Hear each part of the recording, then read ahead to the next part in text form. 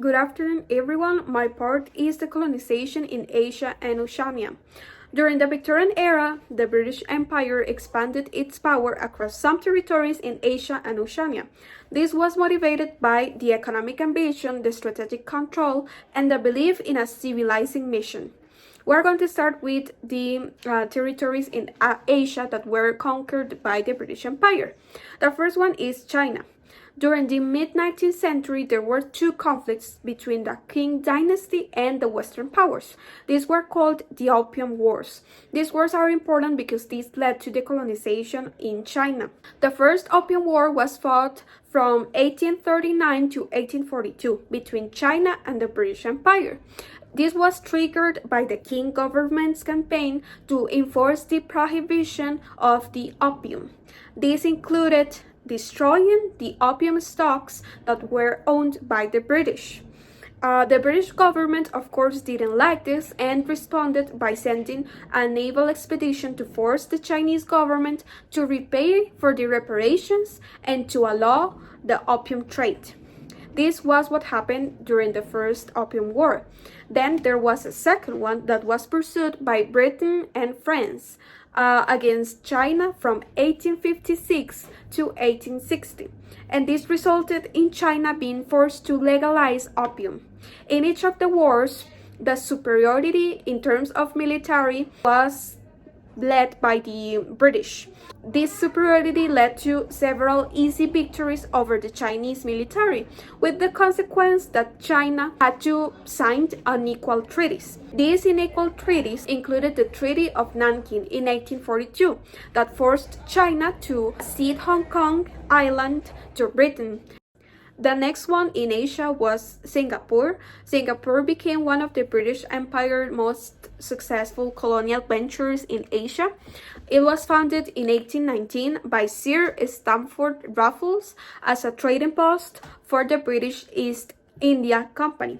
The main goal of acquiring Singapore was to secure a strategic position along key of the trade routes to counter Dutch dominance in Southeast Asia.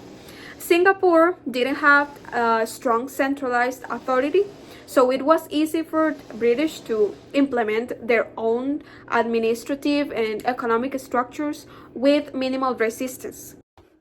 Finally, in Asia, we have Burma, today known as Myanmar. The British involvement in Burma expanded gradually through a series of conflicts, also known as the Anglo-Burmese Wars. The Anglo-Burmese Wars were an armed conflict between two expanding empires, the British Empire and the Konbaung dynasty. As I said before, they were expanding gradually. In the first Anglo-Burmese War that happened in 1824 to 1826, Britain had its initial incursion and they conquered some of the coastal territories in Lower Burma. In the Second War in 1852, they brought further expansion and they got a complete control over Lower Burma. And finally, after the Third Anglo-Burmese War in 1885, the British annexed Upper Burma. So they officially made the entire region part of the of British India by 1886. Now we are going to go into the places that were conquered by the British Empire in Oceania. First, we have Australia. The British colonization in Australia began in 1788 with the arrival of the first fleet at Botany Bay. That is what is now Sydney. And they established the continent's first penal colony. A penal colony is this settlement that is used to exile prisoners to a remote location that is mostly often an island or a distant territory where they are subjected to forced labor and isolation from the society. So that's what they did in Australia, in Sydney. So the British settlement came at a devastating cost, especially for the indigenous Australians who had already lived on the continent for tens of thousands of years.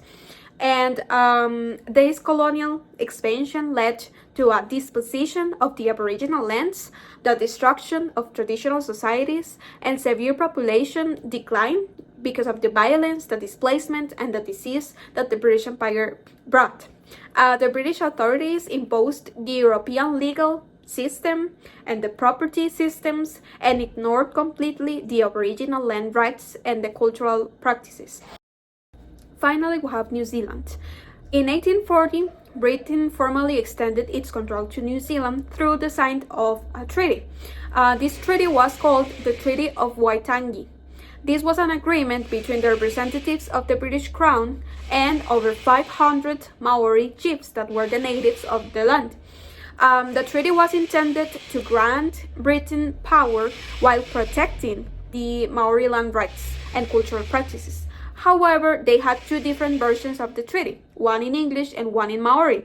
And this led to major misunderstandings and disputes because the English text only stated that that the Maori ceded power to Britain, while the Maori version suggested that they were granting limited governance.